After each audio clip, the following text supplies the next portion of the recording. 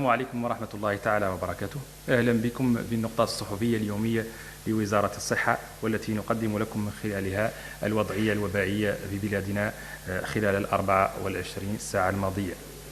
خلال ال 24 ساعة الماضية تم تسجيل 901 إصابة جديدة من كوفيد-19، من بينها 50 إصابة من المخالطين و851 حالة مجتمعية. كما تم تسجيل خلال 24 ساعة الماضية 110 حالة من الشفاء، وللأسف تم تسجيل حالة وفاة واحدة، نسأل الله لها الرحمة والغفران. بلغ إجمالي الحالات المسجلة في بلادنا منذ بداية الوباء 49,006 حالات، من بينها 10,098 حالة من المخالطين و38,702 من الحالات المجتمعية. كما بلغ إجمالي حالات الشفاء المسجلة منذ بداية الوباء في بلادنا 39,753. يبلغ كذلك إجمالي حالات الوفاة المسجلة في بلادنا 886 حالة وفاة، نسأل الله لهم الرحمة والغفران. فيما يتعلق بالحالات النشطة في بلادنا اليوم، تبلغ 8,367 حالة نشطة، من بينها 8,294 حالة بدون أعراض و56 حالة خفيفة، إضافة إلى 17 حالة في وضعية سريرية حرجة. عدد الحالات المسجل خلال 24 ساعة الماضية يتوزع حسب مقاطعات البلاد كالتالي: 9 حالات تم تسجيلها خلال 24 ساعة الماضية في عمرش، حالتان في باسكنو، 17 حالة حالتان في باسكنو، 17 حالة في النعمة، 3 حالات في تنبتقة، 10 حالات في عيون العتروس، 5 حالات تم تسجيلها خلال 24 ساعة الماضية في كوبني، حالتان تم تسجيلها في تامشكر، 6 حالات في باركيول، 12 حالة في جيرو كنكوصة، 6 حالات في جيرو و5 حالات في كنكوصة، 16 حالة في كيفا، 13 حالة تم تسجيلها في كيهيدي، 13 حالة كذلك تم تسجيلها في مبود، 3 حالات في مقامة، 19 حالة تم تسجيلها في مونغل، و7 حالات تم تسجيلها خلال 24 ساعة الماضية في ألاك. 5 حالات تم تسجيلها في بابابي، 5 حالات في بوغي، 13 حالة تم تسجيلها في بوغي، و10 حالات في مقطع الأحجار. 17 حالة تم تسجيلها في بوتيليميت، 4 حالات في كرمسين، 6 حالات في المدردرة، و4 حالات في واد الناقة. 17 حالة تم تسجيلها خلال 24 ساعة الماضية في ركيز، وفي روسو تم تسجيل 16 حالة. 8 حالات تم تسجيلهم في جوجت أو جفت، 36 حالة في أطار، 36 حالة في أطار، و10 حالات في شنقيطي.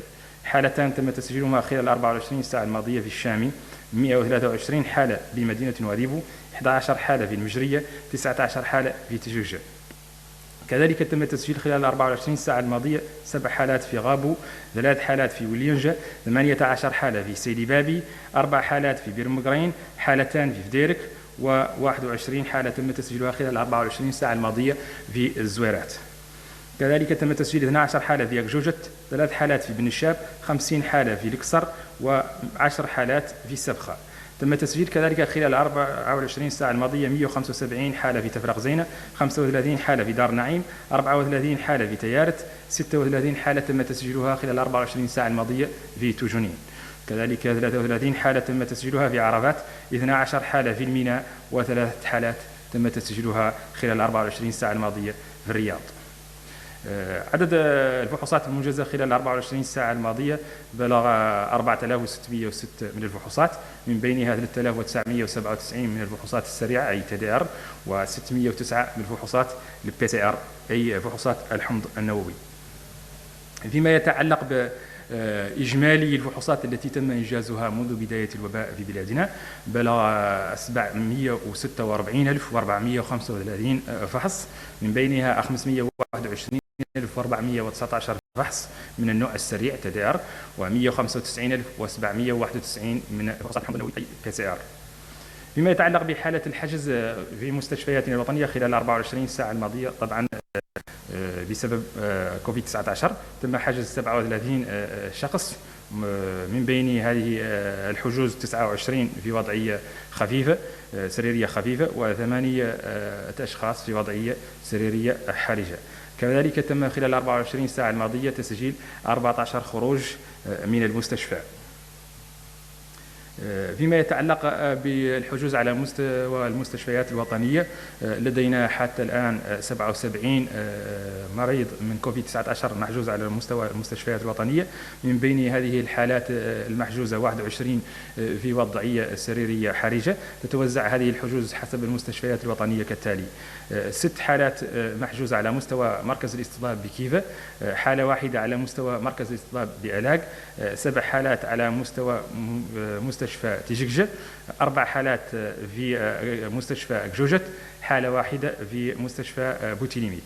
4 حالات كذلك حجز موجودة في وحدة كوفيد-19 بمستشفى الصداقة، 18 حالة بمستشفى الشيخ زايد، من بينها 7 حالات في وضعية سريرية حرجة. كذلك لدينا 9 حالات محجوزة على مستوى وحدة كوفيد-19 بمستشفى الأمومة أو المستشفى الوطني، من بينها 3 حالات في وضعية سريرية حرجة. فيما يتعلق بالحالات المحجوزة على مستوى مستشفى الأمومة والطفولة، لدينا حالتان، من بينهما واحدة في وضعية سريرية حرجة. على مستوى مستشفى الشيخ زايد الشيخ محمد بن زايد الميداني، هناك 25 حالة محجوزة، من بينها 9 حالات في وضعية سريرية حرجة. نتمنى الشفاء لمرضانا جميعا. فيما يتعلق بوضعية التلقيح خلال 24 ساعة الماضية، تم تلقيح 4515 شخص. كذلك هؤلاء الأشخاص من بينهم 417 شخص من الفئة العمرية 12 حتى 18، ليصل بذلك مجموع من أخذوا على الأقل جرعة واحدة 1,399,966، من بينهم طبعا 136,837 شخص من الفئة العمرية 12 حتى 18. الفحوصات أو عفوا التلقيح خلال عملية التلقيح في بلادنا بلغ من أخذوا على الأقل جرعة واحدة من الفئة العمرية 12 و 18 136,837. من أخذوا كذلك جرعة على الأقل جرعة واحدة ممن تتراوح أعمارهم أو تزيد على 18 سنة 1,399,966. فيما يتعلق بمن أكملوا تلقيحهم بلغ عددهم 932,954، طبعا كلهم من الفئة العمرية 18 فما فوق. فيما يتعلق بالجرعة المعززة أو الجرعة الثالثة، بلغ عدد من تلقوا هذه الجرعة 17,519، وطبعا مجموعهم من الفئة العمرية فوق 18 سنة. شكرا جزيلا لكم. Bienvenue dans le point de presse quotidien du ministère de la Santé pour vous présenter la situation épidémiologique de la pandémie Covid-19 dans notre pays au cours des dernières 24 heures. Nous avons enregistré 901 cas Covid positifs, nouveaux cas, dont 50 cas contacts et 851 cas communautaires. Nous avons aussi enregistré au cours des dernières 24 heures 110 guérisons. Et malheureusement, nous avons enregistré un décès. Nas'alullah lahu ar-rahma wal-ghufran. Le cumul des cas enregistrés depuis le début de la pandémie dans notre pays est de 49 006 cas positifs, dont 10 098 cas contacts et 38 702 cas communautaires. Nous avons aussi enregistré depuis le début de la pandémie 39 753 guérisons et malheureusement 886 décès. Nas'alullah lahum ar-rahma wal-ghufran.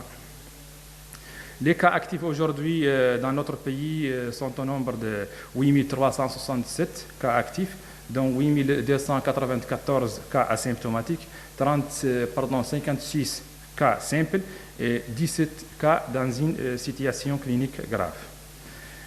Les cas enregistrés durant les dernières 24 heures c'est réparti selon les Muqata'a comme suit. Nous avons 9 cas à Amourj, 2 cas ont été enregistrés à Basknou, 17 cas à Nema, 3 cas à Timbitra, 10 cas à Ayoun Latrous, 5 cas ont été enregistrés à Koubeni, 2 cas à Tamishkat, 6 cas ont été enregistrés à Barkewel, 12 cas à Gerou, 5 cas à Kankoussa, 16 cas à Kiva, 13 cas à Kayhedi, 13 cas aussi en Boud, 3 cas à Maqama, 19 cas à Moungel, 7 cas ont été enregistrés à Lag, 5 cas à Bababé, 3 cas à Bogué, 10 cas à Magda al-Ahjar. Nous avons aussi enregistré au cours des dernières 24 heures au niveau de Boutilimit 17 cas. 4 cas à Kermessin, 6 cas à Al-Midrdre, 4 cas à Wadenaga, 17 cas à Rkiz, 16 cas ont été enregistrés à Rosso, 8 cas à Oujeft, 36 cas à Atar, 10 cas à Shingiti, 2 cas à Chami. Nous avons aussi enregistré au cours des dernières 24 heures 123 cas à Nouadhibou. 11 cas ont été enregistrés à Al-Mjriya, 19 cas à Tichikje, 7 cas à Kabou, 3 cas à Wildienge, 18 cas à Siribali. 4 cas à Birmugrain, 2 cas à Vderik, 21 cas à Zouerat, 12 cas à Akjojet, 3 cas à Bnishab, 50 cas ont été enregistrés à Al-Aqsar, 10 cas à Sebra et 175 cas ont été enregistrés à Tefrakzena. Nous avons aussi enregistré 35 cas à Darnaïm, 34 cas à Tayaret, 36 cas à Toujounine, 33 cas à Arafat, 12 cas à Mina et 3 cas ont été enregistrés à Riyad. Par rapport aux tests réalisés durant les dernières 24 heures, nous avons effectué 4606 tests, dont 3997 de type TDR et 609 de type PCR. Ce qui porte le cumul de tests réalisés dans notre pays depuis le début de la pandémie à 746 435 tests, dont 521 419 de type TDR et 195 791 de type PCR. Par rapport à la situation des hospitalisés au niveau des hôpitaux nationaux, nous avons, au cours des dernières 24 heures, enregistré 30, bien hospitalisés, 37 patients Covid-19, dont 29 dans une situation clinique légère et 8 dans une situation clinique grave. Nous avons aussi enregistré 14 sorties d'hôpital.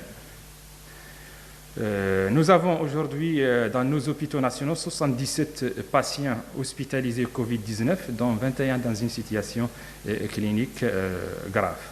Ces patients se répartissent comme suit, selon les hôpitaux nationaux. Nous avons 6 hospitalisés au niveau de l'hôpital de Kiva, 1 au niveau de l'hôpital de Alag, 7 au niveau de l'hôpital de Tijikje, 4 sont hospitalisés au niveau de l'hôpital de Akjojet, 1 patient au niveau de l'hôpital Boutilimit, 4 autres au niveau de l'hôpital de l'Amitié, 18 sont hospitalisés au niveau de l'unité de Covid de Cheikh Zayed, dont 7 dans une situation clinique grave. Nous avons aussi 9 patients au niveau de l'hôpital national, dont 3 dans une situation clinique grave. Par rapport aux hospitalisés au niveau de l'hôpital mère-enfant, nous avons 2 patients Covid-19 hospitalisés dans cet hôpital, dont 1 dans une situation clinique grave. Nous avons aussi 25 patients hospitalisés au niveau de l'hôpital Mohamed Ben Zayed, dont 9 dans une situation clinique grave. Nous souhaitons prompt rétablissement de nos malades. Par rapport à la situation de la vaccination dans notre pays, on a 4515 personnes ont été vaccinées aujourd'hui, dont 417 âgés de 12 à 18 ans, ce qui porte le nombre total de CG ayant reçu au moins une dose à 1 399 966, dont 136 837 personnes âgées de 12 à 18 ans. Je vous remercie